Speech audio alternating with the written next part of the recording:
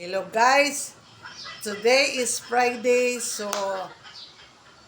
gusto ko magbuhat na po kong content, no? Kay na wala na ako nakabuhat sa ako ang gospel kay mara ko na doon lagi panahon ang tao guys nga ma marabita siya madrin tungkol sa mga circumstances. So ana lang, pero karon guys, sa awa ng Panginoon, my spirit revives. So ana lang guys, ako ning i-content kay nako karon in front sa inyo ha, nag-istorya sa inyo ha nga ang Ginoo maayo gihapon sa ato ang matag usa ka kinabuhi. He is good all the time through the midst of trials and circumstances. The Lord is still preserving our lives at He is our protector and above all our provider. Kaya ang tao na usahay na sa kadagaya, no, niya sa usahay usab naapod sa marag kawaladon ba doon na po'y inana ang kinabuhi sa tao murag ligid, doon ay kahayahay, doon na usab po'y kawaladon kay dili man permanente nga maayo ang tao tungod kay kung naa siya sa kadagaya makalimot siya sa Ginoo. Pero ayaw lang mo, ako lang mong tagaan og hint nga ayaw gid niyo pakyasa nga pagpangita sa Ginoo sa every morning. Dili kana bitang magdaig ta nga naagid sa iyahang naagid ang presensya sa Ginoo. Not only nga muralantag nagdula-dula, pero kanang ato gid siyang daygon sumalat sa kabubuton sa Ginoo. Sa Biblia gyud ang kana mangong pagduol nato sa Ginoo, no? Kanang acronym nga ACTS sa dihang mo makig-istorya ta sa Ginoo, makig pray muduol ta sa trono, dunay primero ang kanang acronym nga ACTS is first ana is adoration. You have to adore the Lord sa iyang kamaayob, sa iyang pagka-greatness, sa iyang pagka Jehovah Jireh, kabalo na ba mo ana?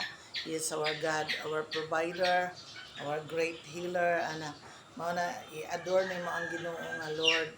Anya, ang letter C is confession.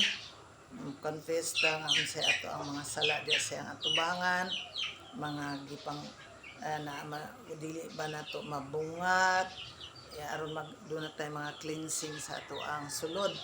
Tungod kay dili man na moduol ang Ginoo nato ang iyang presensya kung wala without humbleness, without humility.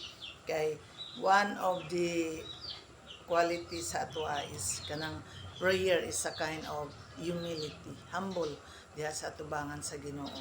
Unya ang T is thanksgiving, pero mauna siya ang thanksgiving atong pasalamatan. Name it one by one kung giunsa ta niya pag-amuma, pag-preserve sa tanan through thick and thin. Maayo gid ang Ginoo, so you have to confess it nga Lord, maayo gid ka sa kuha, imong gitagbo ang ako mga panginahanglanon, maayo may panglawas ana. That is thanksgiving. So ang is ana is supplication. Mutuaw ta sa Ginoo kuna one way nga dili lang kay ang ato rang kaugalingon ang atong iampo, kundi ang ubang tao sa ang ato ang nasod kun unsa nay nahitabo karon. Dili aware man ta tanan kun unsay nahitabo sa ato ang palibot, sa Senado o labaw sa tanan ng atong presidente o giunsa niya pag-amuma ang Pilipinas.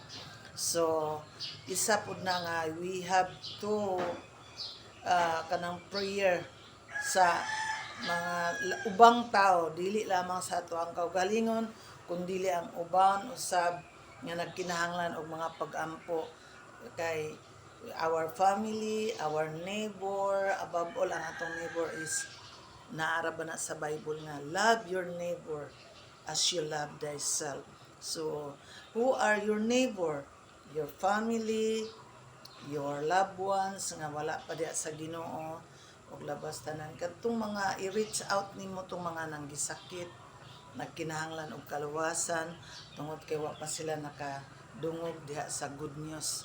No, maulang na ako ang ika-istorya mga igsuon, tungod kay di kay ko ka-share kay di ko kalakaw, pero I will use through social media, Facebook, nga pinaagi sa ako ang mga pag spread sa gospel. Do gamay lang gud, pero ingon man gud ang Dios nga manglakaw kamo. Ang Matthew 28 nagaingon, go ye therefore and teach all nation, declaring that the Lord is our God, baptizing them in the name of the Father and of the Son and of the Holy Spirit. And lo, I am with you always until the end. Gipramisan ta sa Ginoo mga igsoon sa dihang mulakaw ta musangyaw sa iyang maayong balita, ana siya magauban kanato. So ana lang mga igsoon, kanang ang good news ba atong ipaabot sa ilaha through duna namang gyud tay mga TV karon, mga social media, mga YouTube, mga Instagram. Pero duna pagiuban sa kabukiran, sa kabungturan ug sa mga ubang mga lugar nga wala pa ma-reach out. So sa dihang ma-reach out ng tanan ang mga tao sa tibok kalibutan, that's the time nga ang Ginoo mo balik na para pagkuha sa iyang mga katawhan, paghukom din sa kalibutan. Ug ana lang mga igsoon, to God be all the glory. Ako lang nang i-share sa inyo ha, para dili ko paninglan sa Ginoo nga wala ko nag-istorya sa kamayo sa iyaha. Ang good news mga igsoon mao nang dunay Dios nga nagpakatao, dunay Dios nga nagpakamatay sa atong mga sala, ug dunay Dios nga nabanhaw mao na si Hesukristo. Kay without sa iyahang pagkabanhaw, walay nada ang mga pulong nga naa sa Bible karon. Ang iyahang pagkabanhaw mao na siya victory sa ato ang mga kinabuhi nga gitapos na og na it is finished. Ngon bitaw siya ni ana no nga iyan ang nabuntog ang kamatayon, because the Lord is our victory. Ug ana lang mga igsoon, to God be all the glory.